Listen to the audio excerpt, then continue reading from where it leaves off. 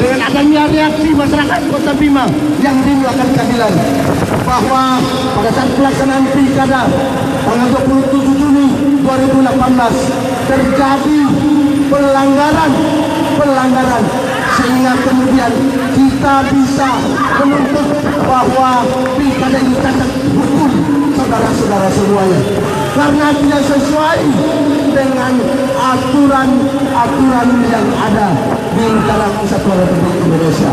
Maka dari itu, wahai masyarakat Kota Bima, masyarakat Kota Bima yang rindu akan kebenaran, ayo gabung bersama kami, gabung dalam rangka menyuarakan, mempertahankan suara keadilan di muka bumi ini.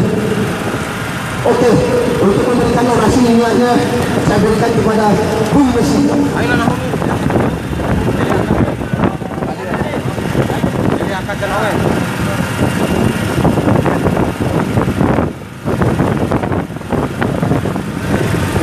Bacor, coba ini deh. Saudara, ambil ini. Oke, untuk melanjutkan orasinya, saya berikan kepada saudara saya Amri. Amri. Oh, barang Amri, paling soto deh.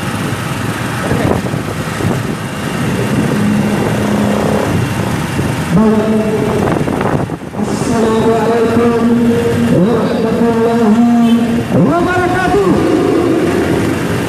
Ucapan permohonan maaf kami terhadap masyarakat Kota Bima yang menggunakan roda-dua maupun roda-dua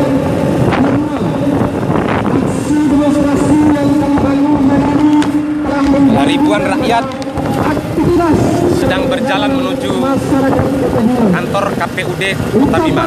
Terima kasih kami terhadap lembaga yuridis Ini adalah salah satu kepolisian yang telah reaksi setia maupun aksi mengawal daripada masyarakat yang setia mengawal yang demonstrasi yang kecewa terhadap penyelenggara pemilu kada Kota Bima. kami mengatakan seluruh Jadi ada beberapa poin maupun item yang ditemukan di lapangan atas berbagai macam indikasi kecurangan, penyelewengan dan penyuapan.